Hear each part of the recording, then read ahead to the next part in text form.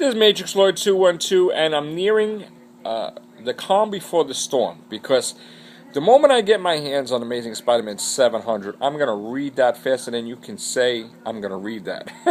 And let me tell you something. I already know the spoilers already, and I tell you right now, I know I'm going to be really, really pissed off. But I'm going to make a video anyway before I read it, because you just got to picture something, okay? One, why would you kill off Peter Parker? Like the 50th anniversary, right before Stan Lee's birthday? Really? I mean, Marvel Comics has done some crazy things in their time. Like killing off Captain America around 9/11, which was ridiculous. But killing off Peter Parker and having a supervillain that killed thousands and thousands of people, purely evil, going to be in the body of a hero and say, yeah, okay, I'll be a superior Spider-Man and be a good guy. Here's the thing, okay? You could have a writer writing about a maniac. You could have a writer writing about a mass murder that killed thousands of people. But you don't know what it's like to kill thousands of people, so you think that this mass murderer could recreate himself and become a hero, which, are you out of your mind? I don't see like Hannibal Lecter putting on some tights and saving the world, and for someone that's actually killed thousands of people like Dr. Octopus, that is not believable at all. In fact, that's a comic book, and I know this is a comic book, but come on. So, Dr. Octopus just saying, okay, I'm going to be a superior Spider-Man and save people, that is unbelievable. There's a certain point in time when a comic book, can't really be a comic book, and that is just absurd. I'm not taking away anything from Dan Slott because I'm going to read it and judge it, but before I read it, I'm telling you right now, if that's the case, that Dr. Octopus is going to be in the body of Peter Parker and be Spider-Man and be a good guy, that makes absolutely no sense, because of the simple fact that evil is evil, okay? If you're evil and you kill thousands of people, you're not going to go to church the next day and plant roses and help people.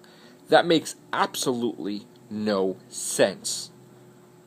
No sense. I don't believe it. And the fact that Mary Jane wouldn't know that that's Dr. Octopus, wouldn't know something's wrong with the Avengers. I mean, the Avengers who have been around for how many, and they've had people take control of people's bodies and everything, they wouldn't know about it? How many times did that happen in the Avenger comic where somebody took control of a hero? I mean, they've been through it so many damn times that it would never happen again, basically. Aunt May, everybody, you don't know that that's not Peter Parker. In fact, just because he's in the body of Peter Parker doesn't mean he has the intelligence of Peter Parker. Doesn't mean, it could be the spirit. I mean, he has the memories of Peter Parker, but, he keeps talking like Dr. Octopus, woman and this. I mean, come on. Really? It doesn't make sense why a villain who's been this way for 50 years, who's killed people, who's done everything in the name of evil, would all of a sudden turn good. It doesn't make sense. Just like it wouldn't make sense why Peter Parker would make a deal with the devil to save Aunt May's life. It's because people are just doing their own thing, and they're taking the rule book and they're throwing it in the garbage. If you want to have Spider-Man be like Batman, well then you call it Scarlet Spider and you have Kane do it. And guess what? They did it. Okay? So, obviously they don't like that, so they want to do another take on it. But it's not Peter Parker. It's not Spider-Man. I mean, make Peter Parker go through some traumatic event and then, have him do it then become... But they even had something where they told the future where there was an alternate future where Peter Parker, or might have been the real future, that Peter Parker turns dark and he wears all this stuff and he's like that. But I mean, Spider-Man is not Batman. You're not going to make a movie like Dark Knight with Spider-Man. That's not what it's about. You want to do a Batman thing, Marvel, then you do something and you create something new and different.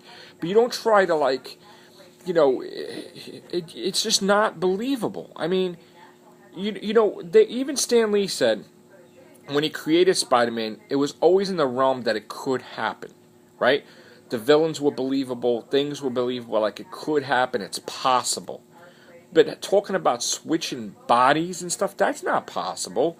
Talking about making deals with the devil, that's not possible. Time travel, This is like ridiculous. I mean, Stan Lee didn't even do stuff like that. I mean, yeah, a lizard person, that could be in a realm of possibility with genetics. You know, someone creating a machine to glide around. I mean, look at look at the stuff they have with the army now.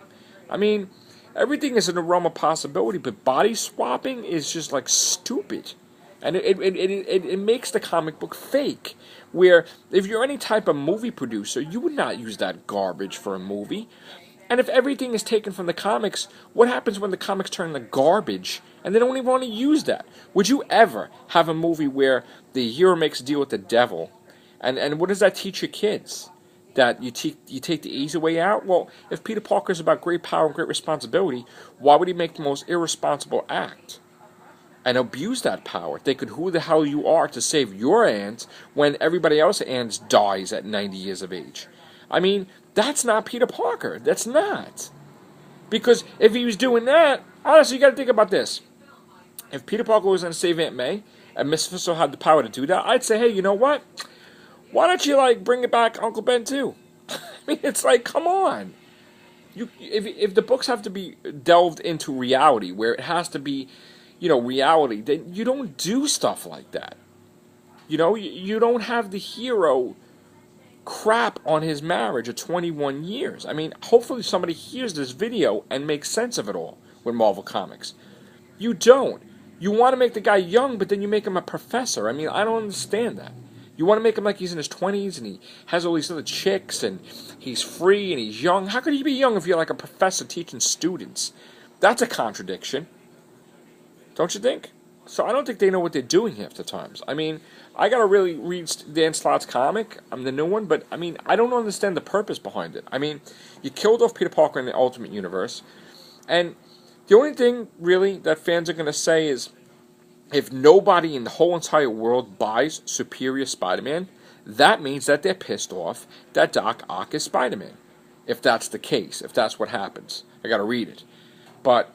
You know, if that's the case, then if not one single person buys Superior Spider-Man, you see how fast Peter Parker comes back in like 5 seconds. And not 5 seconds, but I'm saying within the year. There'll be like an emergency meeting with Marvel Comics, and Doc Ock will be out, and Peter Parker will be back, and that's the end of this, and they have this big super issue with him on the cover, and oh my god. Come on. A villain that killed thousands of people, that's always been a villain. Alright, he had a little heart because he was lonely with Aunt May, but come on. Really? Doesn't make any sense. It doesn't make any sense. I mean, you could humanize the character of Dr. Octopus in the movies, and he was great interpretation of it, but, you know, he's evil. I mean, he's killed people, he tried to take over the earth and destroy everybody. Come on. Wake up. You need to have rules when you're doing the comic book, okay? If I'm Stan Lee, and even though I'm rich and beyond belief, still my character, I'd be like, you're crapping on my character. I would knock on Marvel's door and say, yeah, I know it doesn't matter, but I'm here to tell you, like 2 words, really, for doing this. I mean, $7.99 for the comic. Let's see, because you know what? The last time you kept Peter Parker out of the comic, you did that whole clone storyline. Look what happened with the sales then. That's what kind of put the comic book in crisis in the first place. So. Just think, everyone, if you never buy Superior Spider-Man, Peter Parker will be back in like less than a year. Honestly. The thing is, you know, as the reader, go get Amazing Spider-Man 700. If you don't agree with it, if you're angry, if you're enraged, then don't buy if you don't want to buy. Just like people don't, if they don't like my videos, then don't subscribe. If you like my videos, subscribe. But, like, if you're so mad, if that's what happens... Then if you as the people speak up and say, hey, we don't like this storyline, you won't buy the next comic. And that's the last thing people want is no sales. Because Peter Parker will be back instantly. I don't believe it. I don't like it. I mean, it's just nuts. They did this with already in Marvel how many times? They had Reed Richards, you know, be controlled by Doctor Doom's armor and kill all these people. And then Doctor Doom all of a sudden was the hero. I mean, like, what? It's like, come on. You know, you have somebody running around that's like, how many times did you make a Spider-Man that's like Batman? Like with Venom, you did it with Venom. Like, oh, he's the darker Spider-Man. You did it with, Scarlet Spider, where he made Kane the Scarlet Spider. I mean, like, come on, man. I don't want to see a Batman Spider-Man. If I do, I'll get a cardboard cutout of Batman and I'll paint, like, red around it with webs. I mean, it's ridiculous. Stop trying to bite off of... And you know what? The reason why I get so passionate and mad is because I'm a big Marvel Comics fan. And I'm infuriated that they would want to try to cash in on Dark Knight and want that. I'm infuriated. Because you know what, Dark Knight? You know what? God bless DC that they made something good for once with the movie. But you know what? Marvel should do their own thing like they always done. To reboot the universe, redo this, let the 52s do that with DC. You don't have to be a bunch of babies and follow in their footsteps. Make your own stuff. Don't change the timeline. It's ridiculous. I tell you, I wish I was a billionaire today. I wish I could buy it. I wish I could buy Disney just to get control of Marvel Comics. Because you know what? Like, I would fix the damn timeline. You don't break the timeline.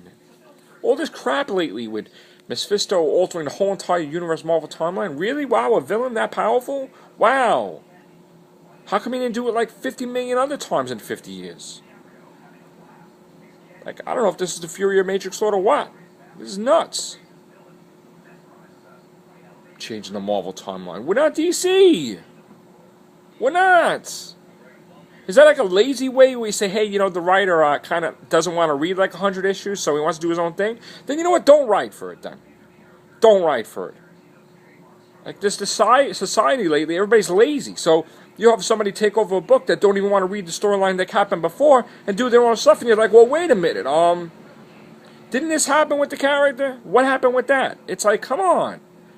I'd put stricter sanctions, stricter rules on these comics, where the writers that take over have to read this stuff. They have to know what's going on. They have to answer the questions that weren't answered, or bring up stuff, or resolve plot lines that are loose. Look at the mess they had to do with the clone storyline that wasn't really resolved either. You know? I'm sorry, but there's a lot going on. And people need to take full responsibility for their actions. Marvel Comics needs to have a meeting, like, right now and say, you know what? We try to do all this stuff to cash in with money, and some of the stuff is not working because people are pissed off.